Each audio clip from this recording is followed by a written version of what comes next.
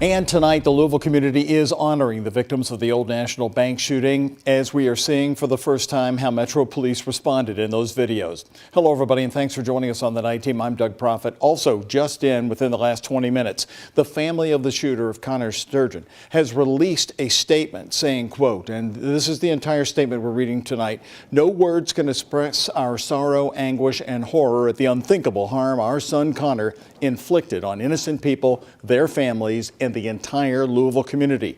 We mourn their loss and that of our son Connor." The family goes on to say, "We pray for everyone traumatized by his senseless acts of violence and are deeply grateful for the bravery and heroism of the Louisville Metropolitan Police Department." While Connor, like many of his contemporaries, had mental health challenges which we as a family were actively addressing, there were never any warning signs or indications he was capable of this shocking act. The family continuing, "While we have many unanswered questions, we will continue to cooperate fully with law enforcement officials and do all we can to aid everyone in understanding why and how this happened." That is the end of the statement from the Sturgeon family tonight, their first words on this tragedy. 5 people, all bank employees, were killed when Sturgeon opened fire at the downtown bank yesterday morning. In an update late this afternoon, U of L Hospital now says 3 patients are still being treated. One of them, Officer Nicholas Wilt, is still in critical condition. 2 others are in fair and stable condition. And for the first time today, LMPD sharing those body camera videos warned by the 2 officers who were first on the scene, showing their incredible bravery. WHS 11 Team's Tom Lally and photojournalist Ian Hardwick covered the news conference where the video also shows the shooter waiting in the lobby for police. Tom, and describe that room as the video was playing. Yeah, we all met in the mayor's gallery, and it felt strange. Because on one side of the story, you have this man and these people who are being honored for their work to end the situation there. But then on the other hand, you have these families and a whole city that's now mourning. The only thing we can say for certain is that this video offers a clearer picture of what happened that day, just yesterday. And a warning, it is upsetting to watch. Stop right here. Back up, back up, back up, back up. The first to arrive on scene, officers Nicholas Wilt and Corey Galloway were immediately shot at in their car. Wilt takes out his pistol while Galloway grabs a rifle, and they approach the Old National Bank, where 10 people had already been shot, some killed. In a press conference, Deputy Chief Paul Humphrey told us the shooter waited by the entrance for police. He went to the front lobby after assaulting the victims in the office area, and he could see out where no one could see in. And as the officers approach, Officer Wilt is shot in the head, and Officer Galloway is also shot. He rolls and runs to the side to reassess, then waits there for 2 minutes, unable to see the shooter. It feels like eternity to watch. You can only imagine how it felt for them being there in that moment. When backup arrives, LMPD says they try to rescue Officer Wilt first and are shot at. Amid the gunshots, you can hear shattering glass. The pain keeping officers from seeing the shooter falls away. And as people are still driving by the downtown Louisville bank on their way to work, Officer Galloway pulls the trigger, then walks up the stairs to see. Suspect down! Get the officer! You can see the tension in that video. You can understand the stress that those officers are going through. Response wasn't perfect, but it was exactly the response we needed. I think I would love to have either one of those officers ride with me any day. These officers unflinchingly answered the call to protect and their duty to serve. A giant debt of gratitude is owed by our entire community to Officer Wilt, Officer Galloway, and all of the heroic men and women on LMPD and the other first responders that responded to this. Now, looking forward as to what information and media we can expect the city to release, Mayor Greenberg said they have 911 calls made during the shooting that they'll be releasing in coming days. Doug. Tom, thank you. And Deputy Chief Paul Humphrey, who you saw in Tom's story, says officers didn't stop working even once the shooter was dead. Humphrey says when officers went in to search the building, they also took in medical supplies and were able to start triaging and treating the victims. He says medical staff told him that they are certain that medical treatment by police saved lives. The actions that they took to follow up after being shot at themselves, to be compassionate and provide medical treatment, absolutely saved lives that day. Humphrey Today sharing another story of an LMPD lieutenant who jumped in to help drive an ambulance at one point to allow EMS to be in the back taking care of a patient. Well, tonight, right now, here live, the city is using the Big Four Bridge across the Ohio River to honor the victims and survivors. Take a look. The blue is for Officer Wilt and the LMPD officers who responded to the shooting on Monday, while the yellow is recognizing the Metro Safe dispatchers who answered those harrowing calls. It is just one way the community is recognizing those impacted by the Old National Bank shooting. WHS 11 Night Team's Taylor Woods and our photojournalist Ian Hartwitt are joining us live right now from outside the bank, where another memorial is growing larger as people are paying their respects nearly around the clock. Taylor, what are you seeing there tonight? Well, Doug, earlier people were stopping by to show their support, many of them laying flowers on the steps of the bank and reflecting while looking at the crosses of the victims who died. Some of them even walking up with tears in their eyes as they remembered those who lost their life. One by one, the memorial is growing on the steps of Old National Bank. Personal messages. Rest in peace. We love you all. Each representing the lives taken away by the shooting. I'm overwhelmed. It's very overwhelming. I can feel the energy around me. You know, obviously I've seen the TV and watched the police video, everything. So it really hit me really hard. Community members have been coming by nonstop throughout the day to pay their respects with flowers and support. I left about an hour and got 10 bouquets of flowers, and I was like 2 for each, you know.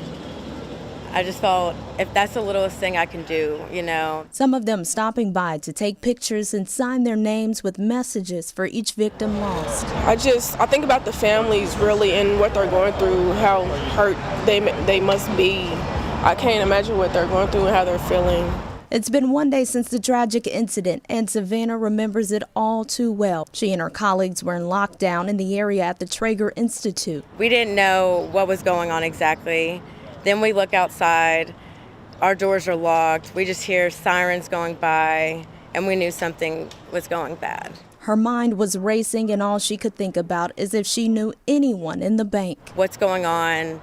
Are they safe, you know? And it felt crazy to think another mass shooting's happening in our city. And now the city is left with these crosses from Our Savior Lutheran Church representing each life taken away so soon. We also will have hearts we will present in honor for the Metro Dispatch, for the LMPD, and in honor of the officer who was injured.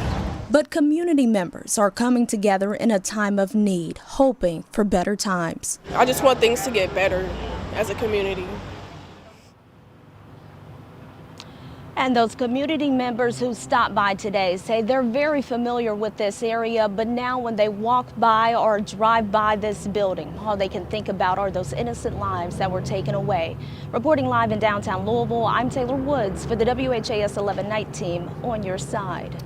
Taylor, thank you very much. And that memorial is honoring the 5 people killed in the shooting. Again, they are Joshua Barrick, Jim Tutt, Tommy Elliott, Juliana Farmer, and Dina Eckert. WHS 11's Grace McKenna spent the day talking with those who knew the victims best and shares how they're going to be remembered.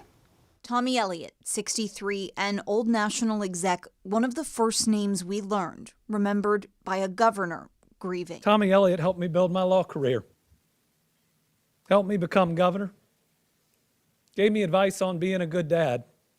It's one of the people I talk to most in the world, and very rarely were we talking about my job. Joshua Barrick, 40, mourned Monday by a congregation he called home. Just involved. I mean, he would come to Mass. He would be involved in prayer groups. He would coach. Just had a lot of friends. Just a lovely, lovely man. Dina Eckert, 57, passed away hours after the shooting. Her cousin says she fought hard, fitting for the family's fierce protector. She never, ever had anything bad to say about anybody. So to see this happen to her and her being taken from us, it's just not fair. And it doesn't make sense. Juliana Farmer, 45, who friends said had a grandchild on the way. We've seen an outpouring of love online for the woman we're told just moved here weeks ago. And Jim Tutt, 64. A colleague, developer Joseph Waldman, who'd visited the bank many times, says they talked just as much about family as business. He was he was 60 in his 60s. He was young. He was full of life. He just was a special, good person.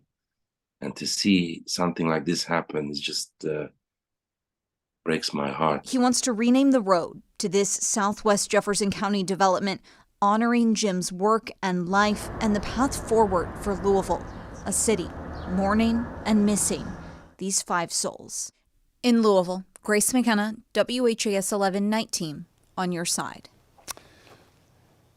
And tomorrow evening, our city comes together as Louisville is hosting a vigil to remember the victims and pray for healing for those who are still in the hospital. It's going to start tomorrow at 5 o'clock on the outdoor plaza at the Muhammad Ali Center downtown. Again, in the outdoor plaza there, Louisville Mayor Craig Greenberg said today that we aren't meant to go through such tough times alone. This vigil will be to acknowledge the wounds, physical and emotional, that gun violence leaves behind. It will be an interfaith opportunity for our entire community to come together, to grieve, to heal, to begin to move forward. If you can't make it to the vigil in person, we invite you to honor them with us tomorrow. We'll have coverage of the vigil in its entirety tomorrow here on WHAS 11. Special live coverage will begin on our 4 p.m. news before the vigil begins at 5, which you will be able to watch right here again in its entirety on air, WHAS 11, online at WHAS11.com or on the free WHAS 11 app.